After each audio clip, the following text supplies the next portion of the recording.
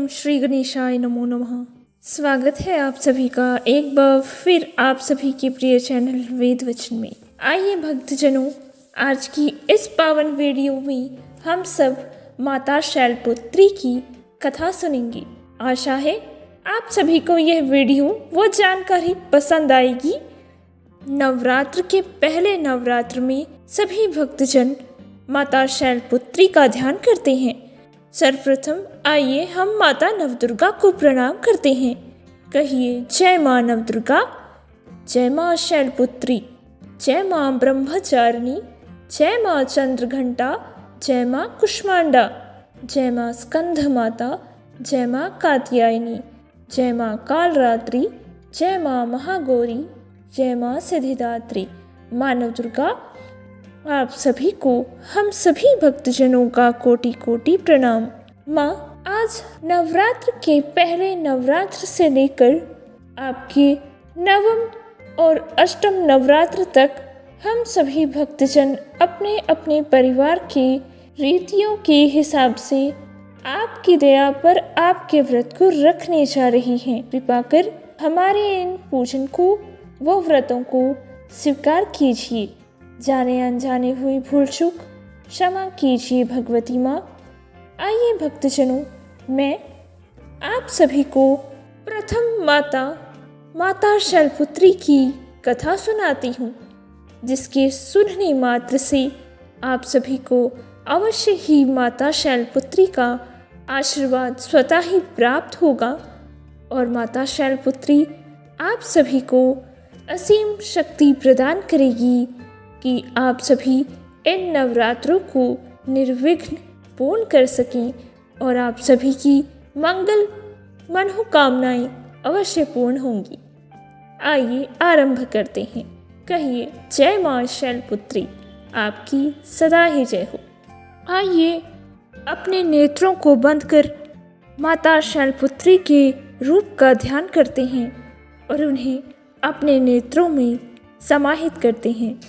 ध्यान कीजिए भक्तजनों, माता शैलपुत्री सुंदर वस्त्रों में सजी हुई हैं। वह बैल पर सवार हैं। उनके एक हाथ में त्रिशूल है और दूसरे में पावन कमल का पुष्प लिए हुए हैं। माता अपने भक्तजनों के सामने मंद मंद मुस्कान लिए बैल पर बैठी हुई हैं और अपने भक्तों की प्रार्थना सुन रही हैं।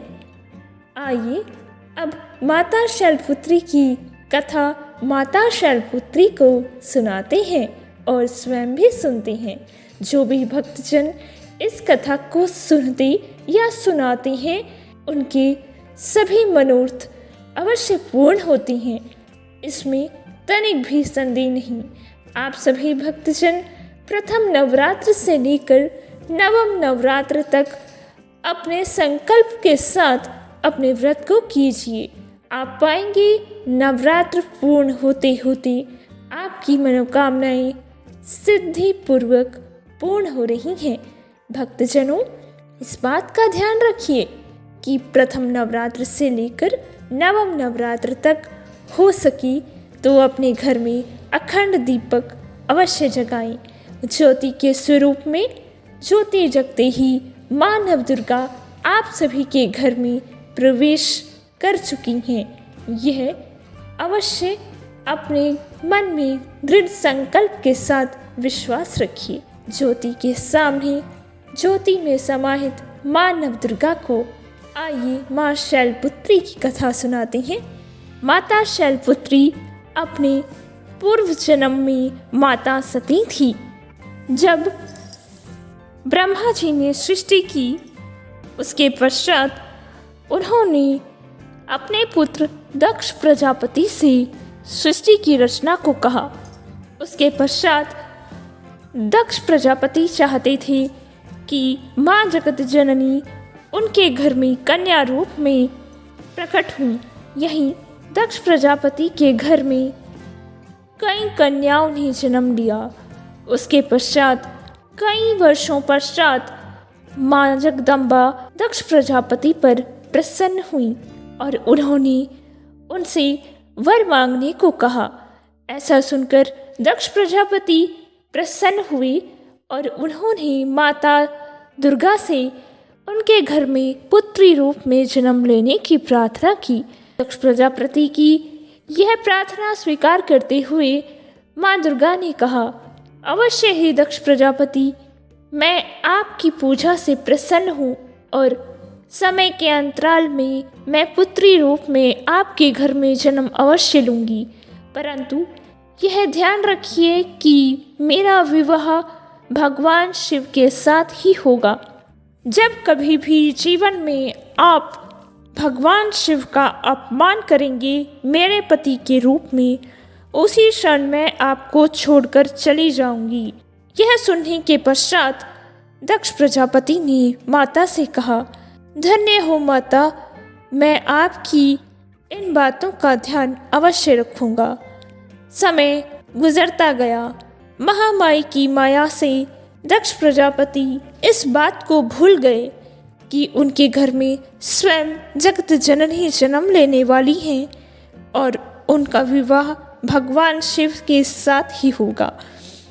समय के चलते दक्ष प्रजापति सब और ख्याति प्राप्त करने लगे और उन्हें स्वयं पर घमंड हो गया।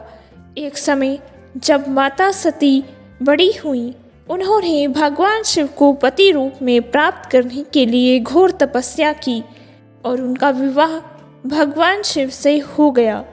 यही माता सती के पिता यानी दक्ष प्रजापति माता सती की भगवान शिव के साथ विवाह से अप्रसन्न थे।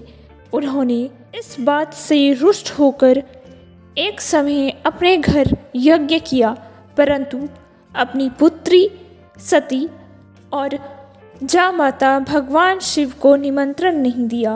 परंतु फिर भी उस यज्ञ में जाते हुए माता सती ने अन्य देवताओं को देखा।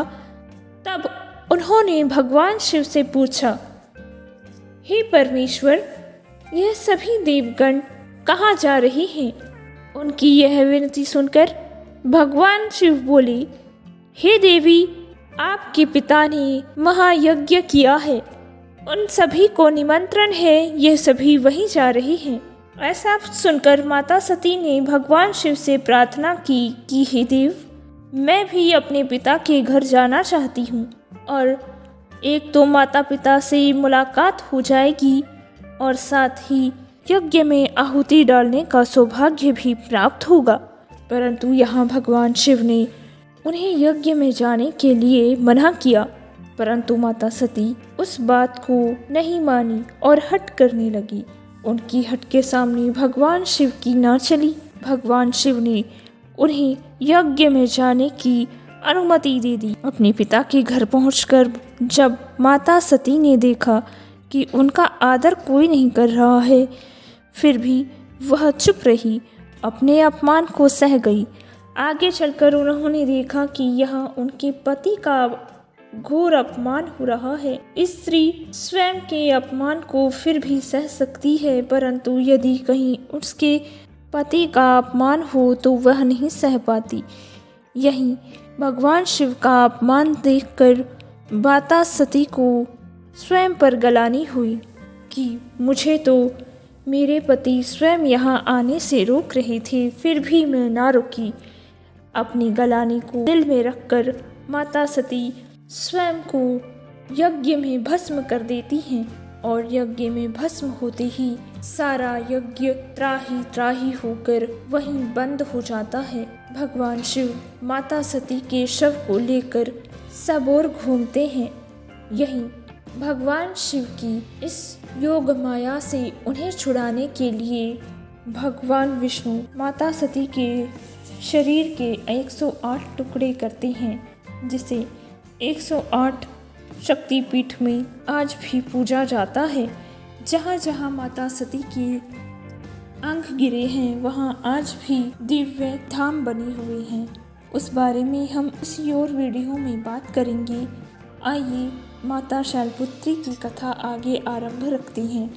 माता शैलपुत्री अगले जन्म में महाराज हिमालय के घर में पुत्री रूप में जन्म लेती हैं। हिमालय के घर में जन्म लेने के कारण उनका एक नाम शैलपुत्री पड़ता है, क्योंकि हिमालय को शैल भी कहा जाता है।